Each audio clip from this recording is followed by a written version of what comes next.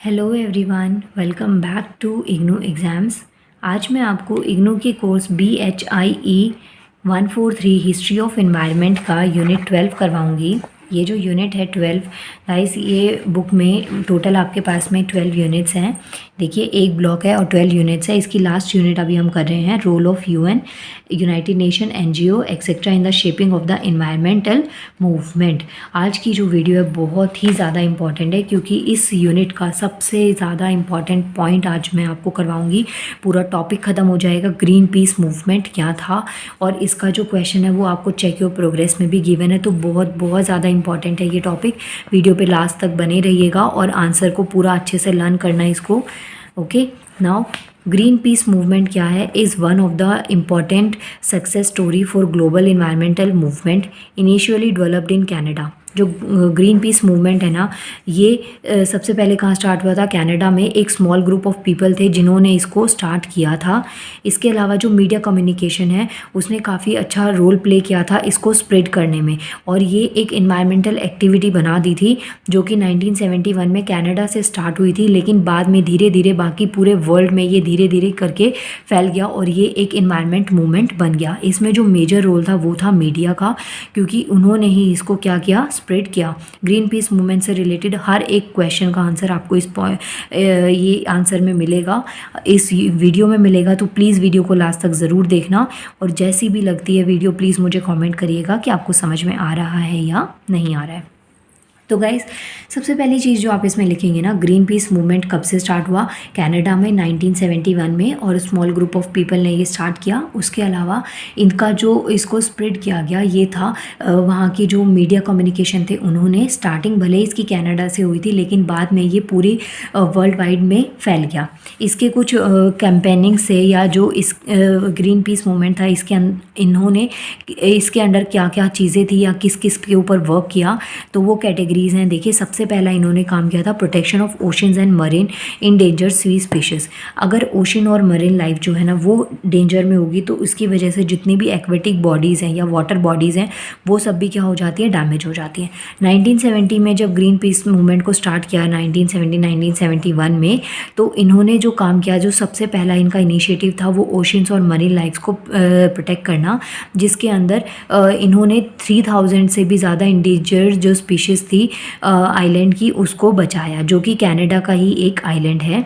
इसके अलावा जो ओशंस है ना वो बहुत इंपॉर्टेंट रोल होता है उसका प्लैनेट पे। ये आप सबको पता होगा कि जो हमारी हाफ ऑफ द ऑक्सीजन है वो हमें वाटर से मिलती है, वाटर बॉडीज से मिलती है, जो उसमें लीव्स होती हैं और जो फोना फ्लोरा, ये सब चीज़ों से हमको ज़्यादातर ऑक्सीजन जो है वो मिलती है।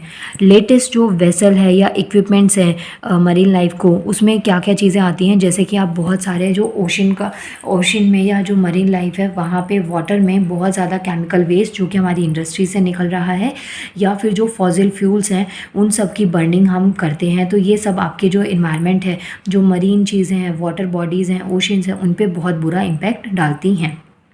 नाउ सेकेंड आता है एंड ऑफ न्यूक्लियर थ्रेट। जो न्यूक्लियर थ्रेट है ना वो स्टार्ट हुआ था 1945 में, जब US ने टेस्ट किया था उनका फर्स्ट न्यूक्लियर बॉम्ब। अब ये मैक्सिको के पास टेस्ट हुआ था, और 1951 में उन्होंने अलग एक और बार एटॉमिक बॉम्ब को ऐसे ही न्यूक्लियर बॉम्ब को लॉन्च किया था। और ये जो था ना आपका ग्रीन पीस मूवमेंट, ये एक पीस प्रोग्राम था, मतलब कि किसी भी तरीके की ग्रीन पीस से ही रिलेटेड हो रहा है कि यहाँ पे इन्वायरमेंट से रिलेटेड कुछ बात होगी, तो किसी भी तरीके की जो इन्वायरमेंटल ऐसी कोई एक्टिविटी नहीं होनी चाहिए थी उस टाइम पे जो आपके इन्वायरमेंट पे बुरा इम्पैक्ट डाले। तो इसके लिए बहुत सारे इनिशिएटिव इन लोगों ने स्टार्ट किए थे।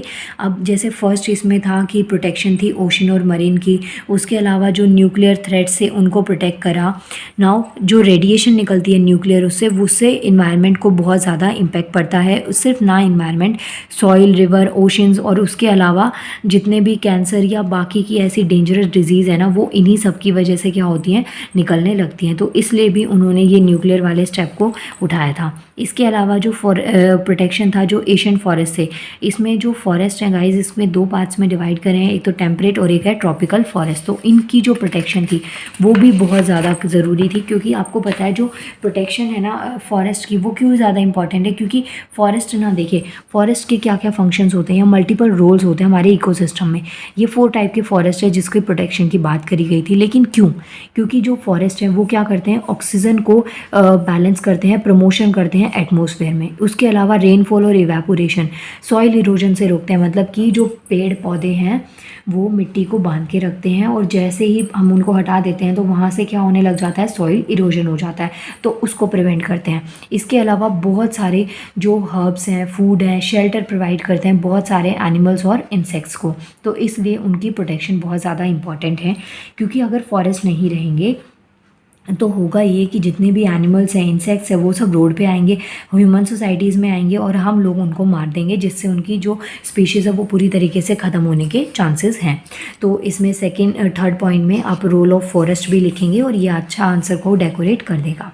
इसके बाद में जो एशियन फॉरेस्ट थे, ये बहुत सारे मिलियंस ऑफ पीपल और एनिमल्स का घर था, जो कि अपने सर्वाइवल के लिए, फिजिकली और स्पिरिचुअल नीड्स के लिए किसके ऊपर डिपेंड थे, फॉरेस्ट के ऊपर। अगर फॉरेस्ट ख़त्म होंगे तो ये सब भी क्या हो जाएंगे, बेघर हो जाएंगे।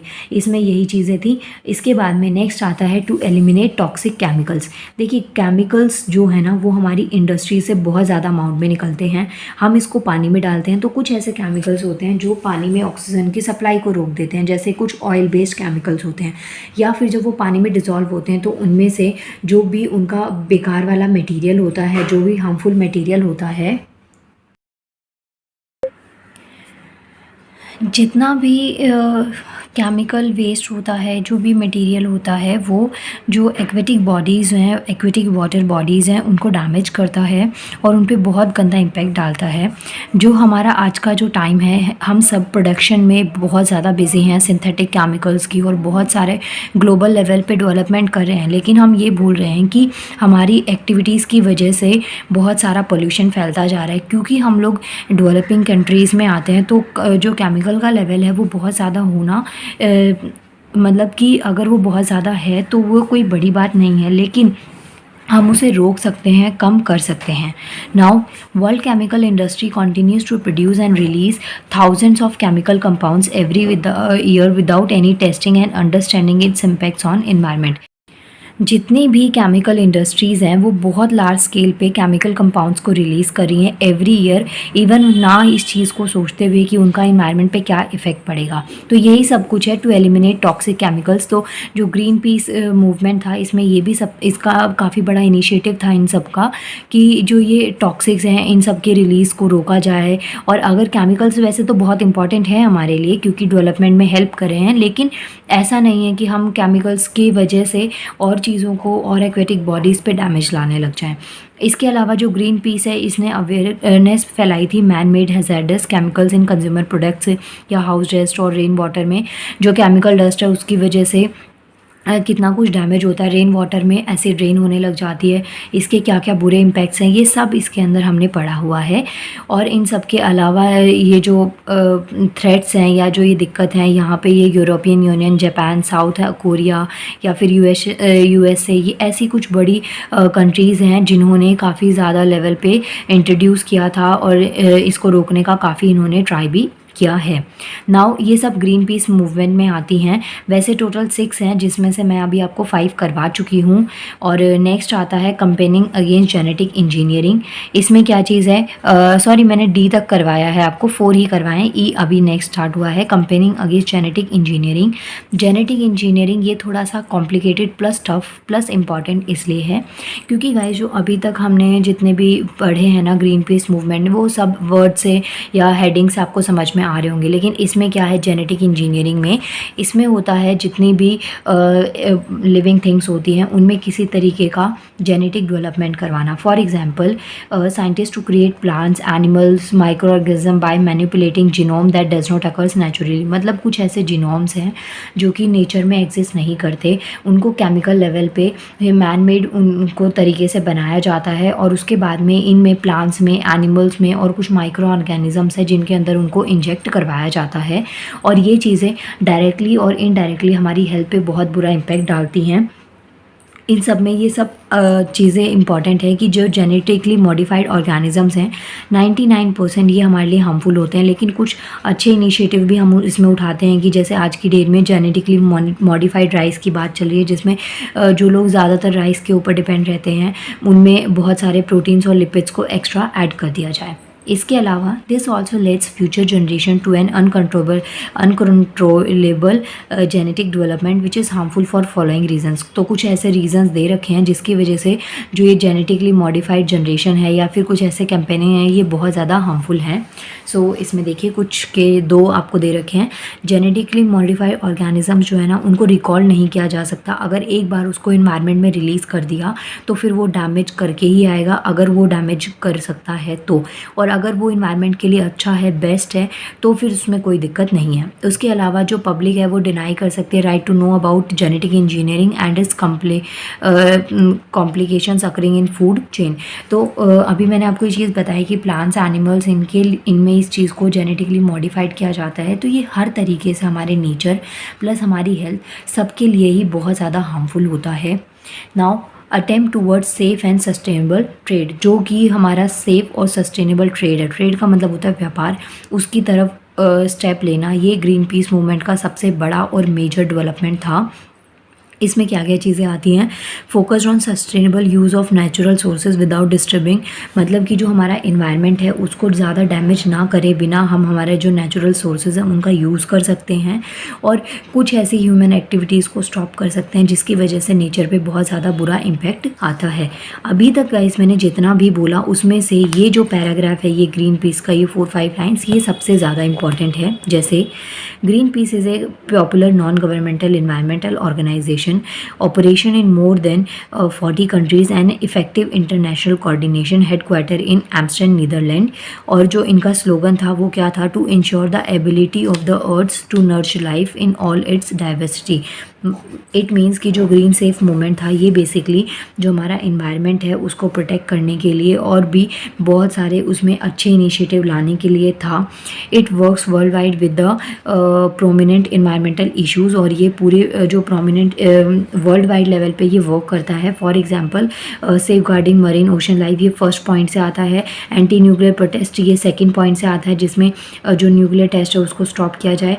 Third one is address issue such as global warming, Asian deforestation, commercial whaling and overfishing. ये सब आपके थर्ड और फोर्थ पॉइंट से आते हैं कि हम इन सब पॉइंट्स पे ध्यान रखें। सबसे पहले तो ओशन लाइफ को प्रोटेक्ट करना है, उसके अलावा जो न्यूक्लियर प्रोटेक्ट है उनके लिए, क्योंकि नेचर में जितने भी न्यूक्लियर्स वगैरह टेस्टिंग होती है या बॉम्ब वगैरह को टेस्ट किया जाता है तो उसका साइड इफ़ेक्ट हमारे नेचर पे देखने को मिलता है। ये पूरा सब कुछ जो मैंने आपको बताया ये काफ़ी अच्छा मटीरियल आपके पास में कलेक्ट हो सकता है ग्रीन पीस मूवमेंट पे, और ये एग्जाम में डेफिनेटली आने के पूरे चांसेस हैं। तो प्लीज़ इसको आप अच्छे से करिएगा। और ये जो क्वेश्चन है ना ये चेक योर प्रोग्रेस पे भी है। देखिए यहाँ पे आपका चेक योर प्रोग्रेस है जिसका फर्स्ट क्वेश्चन मैं ऑलरेडी करवा चुकी हूँ, पेज नंबर्स मैंने लिख दिए हैं। ये सेकंड वन है, इसमें चेक योर प्रोग्रेस में सेकंड क्वेश्चन है throw light on Greenpeace movement. तो ग्रीन पीस मूवमेंट की ये ABCDEF ये टोटल 5 मेजर हेडिंग्स थी जिसके अंदर मैंने कवर करवाए हैं टॉपिक्स, और ये पेज नंबर हैं। आप यहाँ से स्क्रीनशॉट लेके और इसको आगे कंटिन्यू कर सकते हैं। एक बार फिर भी मैं ये 5 पॉइंट्स एक बार बोल देती हूँ दोबारा से। Protections of ocean and marine endangered sea species, to end nuclear threat, protection of ancient forest, to eliminate toxic chemicals, campaigning against genetic engineering, attempt towards safe and sustainable trade। सो ये कुछ points थे। I hope आपको video समझ में आई होगी, question अच्छा लगा होगा। ग्रीन पीस मूवमेंट बहुत ज़्यादा इंपॉर्टेंट है, इस मूवमेंट को आप याद रखिएगा। और now good luck for your exams guys, और मिलते हैं नेक्स्ट वीडियो में जिसमें मैं चेक योर प्रोग्रेस का लास्ट क्वेश्चन करवाऊंगी और उसके अलावा कुछ मूवमेंट्स करवाऊंगी। देखिए ये कुछ मूवमेंट्स हैं जो मैंने अंडरलाइन करे हुए हैं, ये मैं नेक्स्ट वीडियो में कवर करवाऊंगी। ये वीडियो बहुत लेंथी हो गया है, एंड मिलते हैं नेक्स्ट वीडियो में। Thank you so much.